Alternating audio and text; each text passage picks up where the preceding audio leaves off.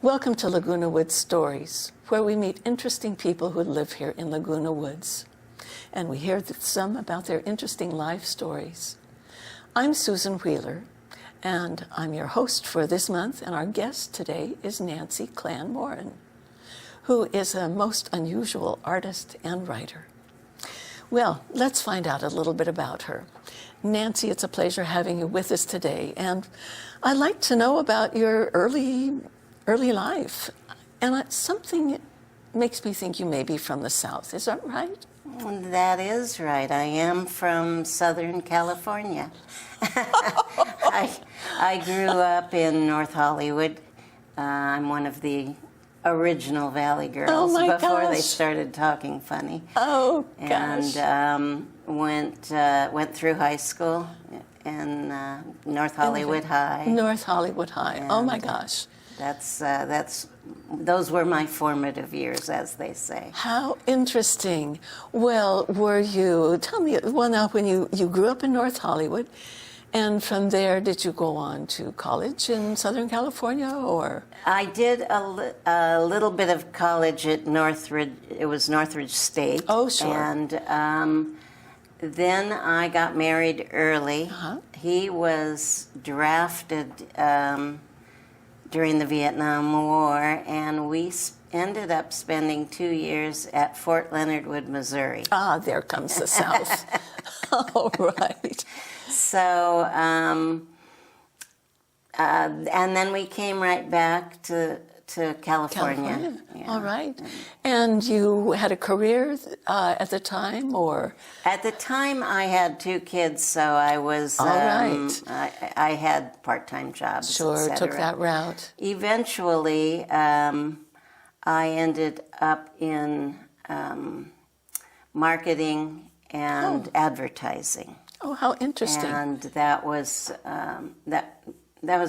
good work for me. But you didn't have background in marketing or advertising? I had background in bookkeeping. Oh, how interesting. So I started off with an advertising agency in the accounting I see. division. But I worked my way out of that and started writing some of these, scripts for the pieces and commercials. I see, your early writing days. Yes, not knowing how to write, but having a flair for the promotion. And that's where you discovered you had a special talent. Yes, and how the writing came about after the career was I had an experience with a girlfriend where we found a diary that had been written 50 years prior and in a thrift store, and we decided to go find the girl who had written the diary. So this sounds like a book on its own. Oh my gosh. Oh, so tell us more. We took a couple of road trips, and we just had a ball. We just had a couple adventures, weekend road trips, nothing serious. Nothing where we really thought we'd find the girl. So this was a diary that you were reading. You knew where she lived. You went out to find her. You went to the places that she went. She was a student at Mills College, so we went to Mills College. All right. We went to the library, and they went down to the archives and brought the yearbook. I think it was 1923. They brought up her yearbook, and so we got to see her. So that was kind of a thrill. Anyway, as life happens, that went away. But I kept my friends in Hollywood. I kept saying, this is such a good movie. You got to write this movie. Yeah, really. And everybody basically said, it's your story. You write it. Yeah. So I took a class at UCI. And in creative writing. That sparked the venture of writing short stories. Now, this was after you had worked at the advertising agency then? Is that It right? was sort of during. During. I was taking the creative writing class, 2 of them actually, during that time. So see. I would be able to. So I would spend my time on long flights. So you know, that's getting how in the filled it headset in. of Going on, traveling around to be creative with your advertising and writing your just short stories. Short stories in I the only meantime. wrote short stories. That's all I ever wrote. I see. And one time I was in a workshop at the Santa Barbara Writers Conference reading one of my short stories, an excerpt. And the teacher said, "Well, what are you doing for the next 4 years? Because that's not a short story." Oh. So I said, "No, I only write short stories. I'm a sprinter, not a marathoner." But, you know, he had planted the seed. About a year later, I thought, why not try? And that story became The Clock of Life. that became The Clock of Life, which, you have won numerous awards over this. You are very active in the writing communities, Santa Barbara Conference and the Publishing Club here. And I do hope that readers in the village will add this to their list of must-reads. And it is in the library here Right. at Laguna Woods. I think both of them are. This is a collection of some short of the stories. short stories. Wonderful short stories. I read the Silver Twinkie. It's very engaging, and I certainly recommend that one as well. Well, what an interesting background, circuitous route you've taken. I want to just mention one thing, Sure. full circle. This summer, this June, I will be a workshop leader at the Santa Barbara Writers Conference. Oh, that's huge. For writing short stories. And this is a very prestigious conference Yeah. on the West Coast, in case people don't know about it. So your writing career really got its big kickoff, about 25 years ago? Yeah. And you've been Just- working at it ever since, different ways? Off and on. Off and on. When I'm not doing other things. Yes, yes. Sometimes there are large, maybe 2 years will go by before I sit down and start writing again. Okay. But in the meantime, you have seriously put on your other hat as an artist. And tell me a little bit about how did that all come about? Have you always been an artsy kind of person? I should explain too, you do some very unusual art. It's not the typical art. It's not painting and sculpting. Tell us a little bit about what you do. Well, I like to think of it as gathering and building. Kind of a forager. Yes, exactly. Right. Yes, an artistic forager. I have a collection of primitive wall hangings that are primarily made of found objects that when my husband and I go on walks, we pick up nuts and leaves and palm fronds and things like that.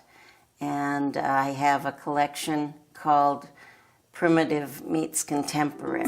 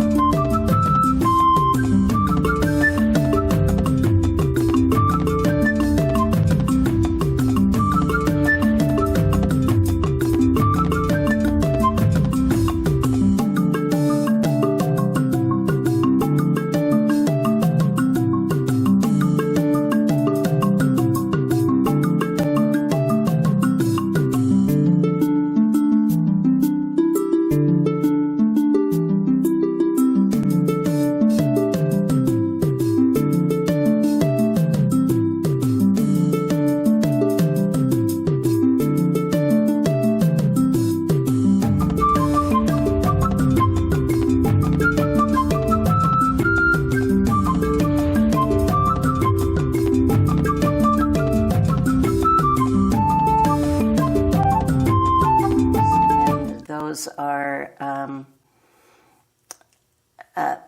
those I've pretty much completed. Sometimes I'm trying to think of the inspiration for those pieces. Right. Or one time I found one of those Indonesian dolls with the stick down the middle of it and the head turns. Right.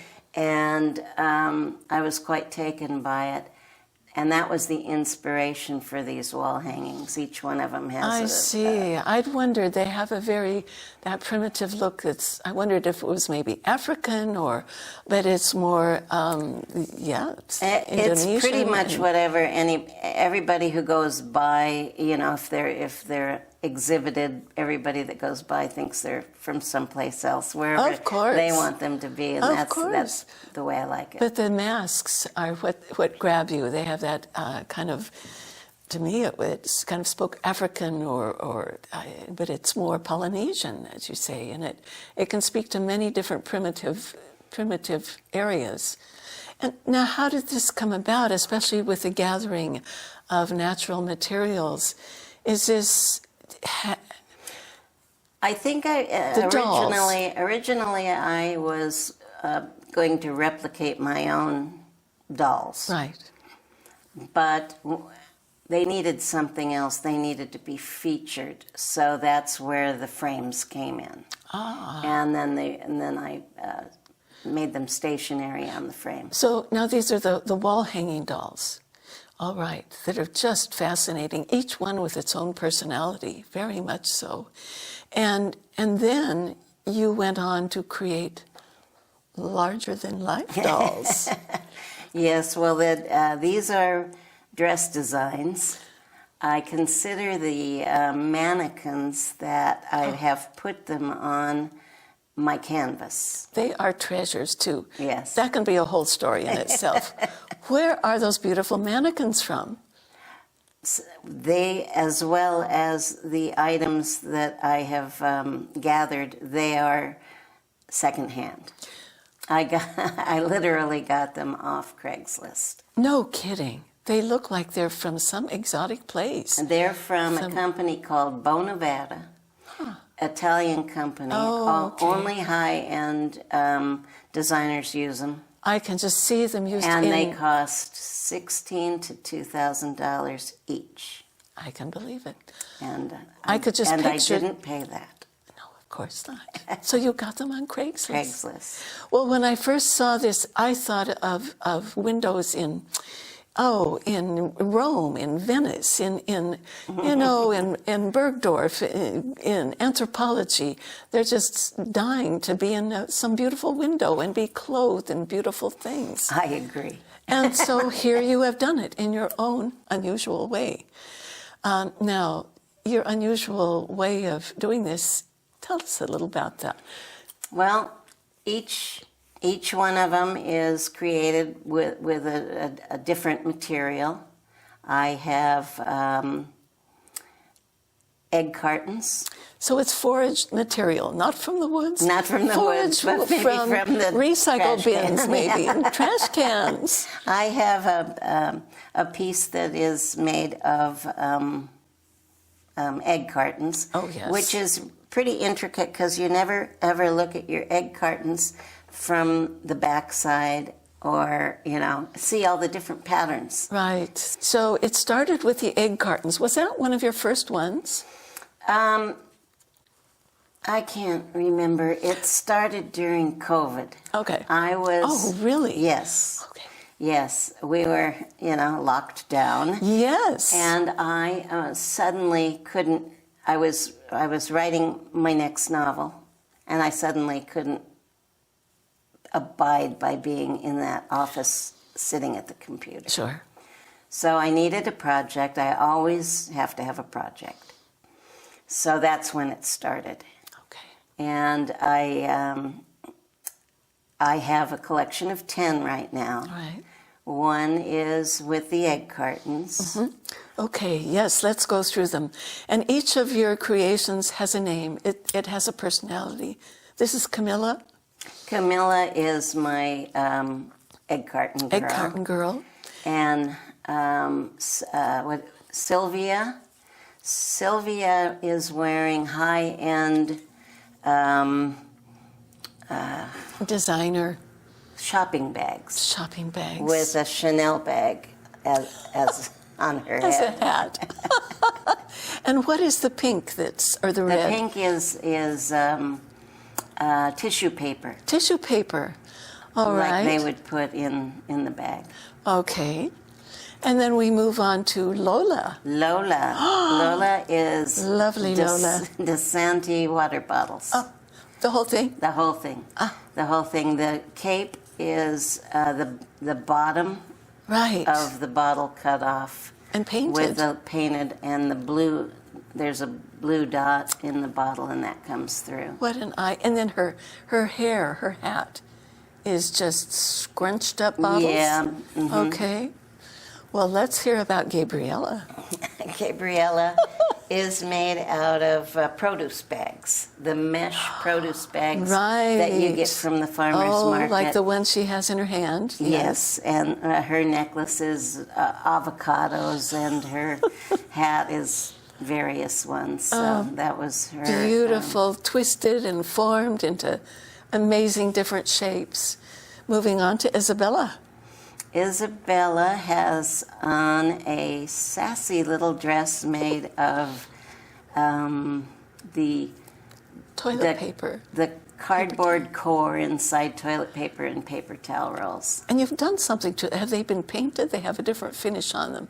Different. I sprayed them. sprayed them so that they would stay coiled, and then, of great. course, painted the chartreuse accessories. Got it.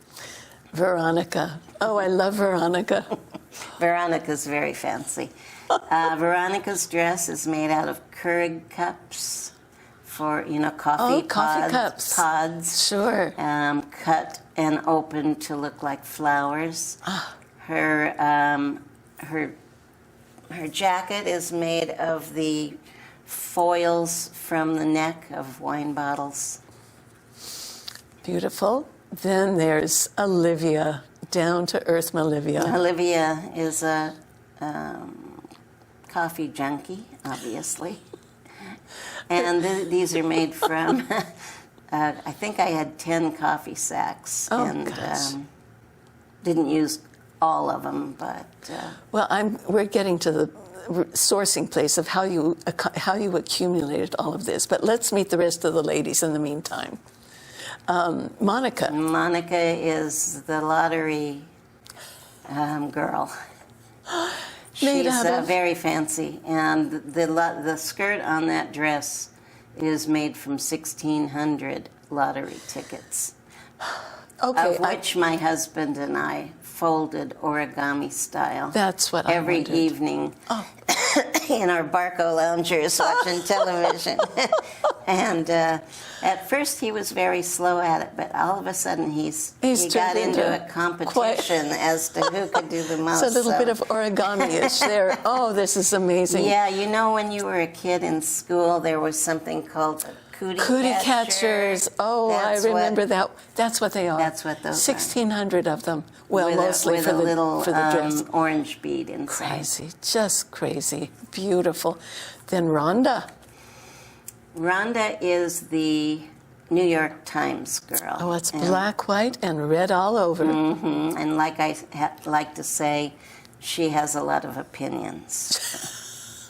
Which she definitely does.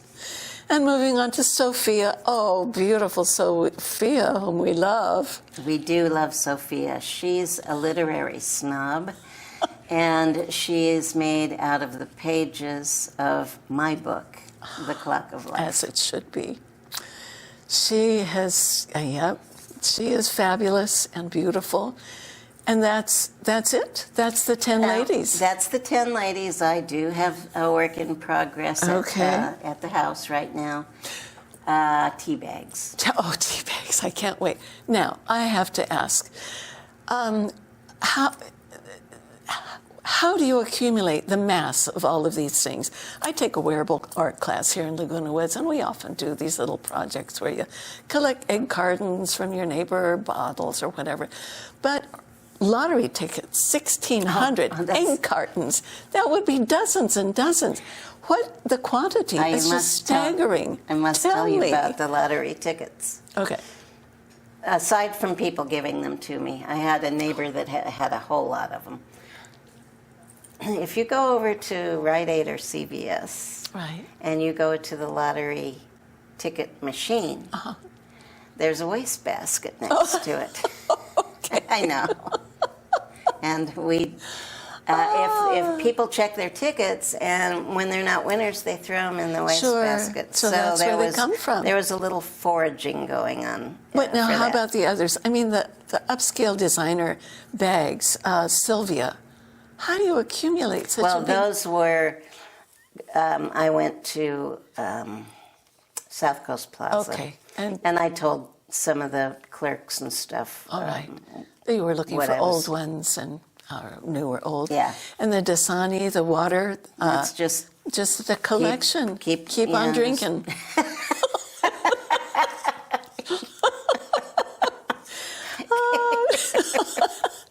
And then Gabriella with the fruit bags. That would be, I guess, doable.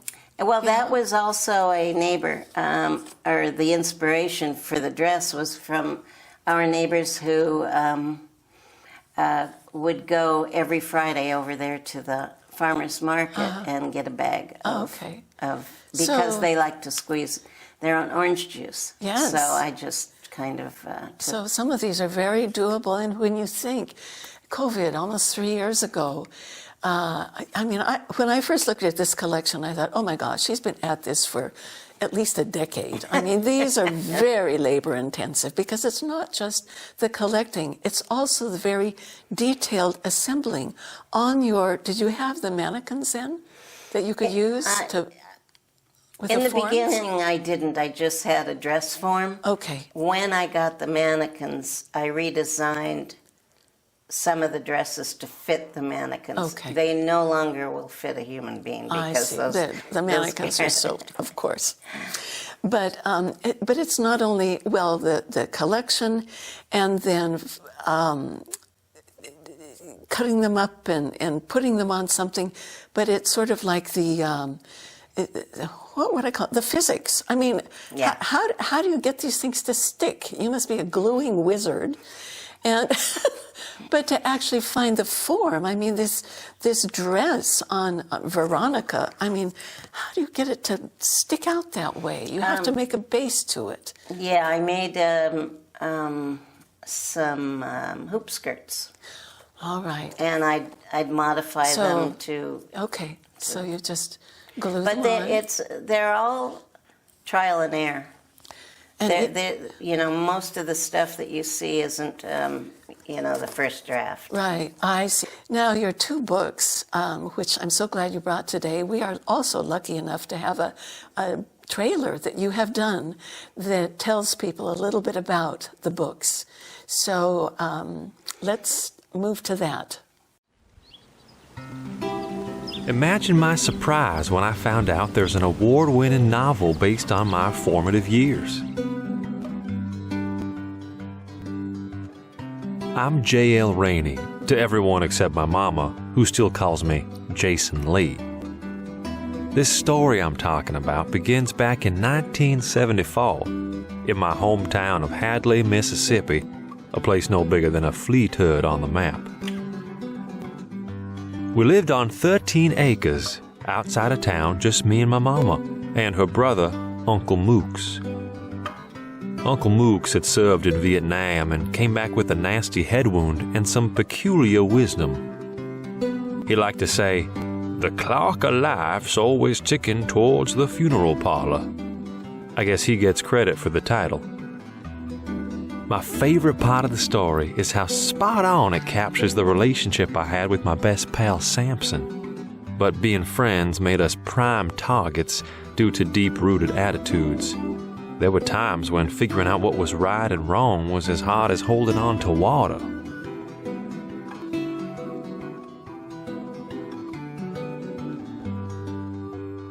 Beyond our moonshine meetings and counterfeiting activities, I've spent my whole life grateful for the things he taught me, like how to be strong enough to ignore what wasn't important, and dreaming was only the first step. My daddy was killed in the same war that damaged Uncle Mook's. I carry his name, but never really knew about the man until the day I came across the journal he wrote during the time he participated in the Selma to Montgomery March back in 1965. Through that discovery, he taught me the choices you make define who you are. And everyday folks really can make a difference.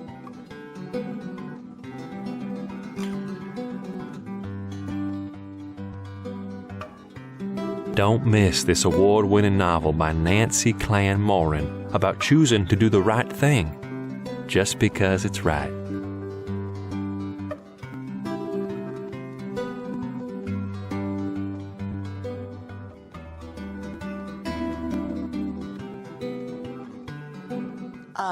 That was a great trailer, and I'm so glad we were able to feature it today.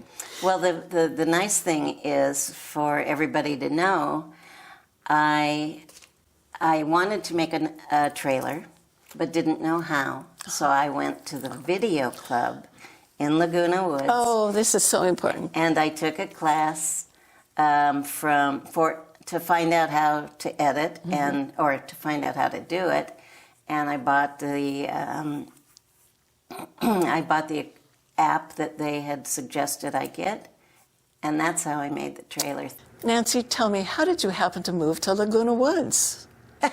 Well, you can thank my grandparents for that. No kidding. I think it was 1969. They moved from Hollywood down to Laguna Woods Village, much to my grandfather's chagrin. But they moved in over on Via Puerta, Gate 5 and 6. Oh, my gosh. My parents really liked it here and knew they wanted to retire here. I see. But they weren't ready yet. My father decided, well, if he lived here, he wanted to live on the golf course on the first floor with a western, exposure, whatever. He was kind of like that. He wrote a letter and he put it in the mailbox of the 11 units that fit his criteria. Huh. And several years later, he got a phone call from somebody who kept his letter. Said, we're What putting a it on. story. Now, that's a book in itself, too, probably. Nancy, it's been a pleasure having you with us here today. And I'm sure the community will be thrilled to hear what an illustrious member of community you are. Oh, my goodness. Thank you. Wonderful to... Well, thank you, Susan. It was a pleasure being with you. Okay, thanks.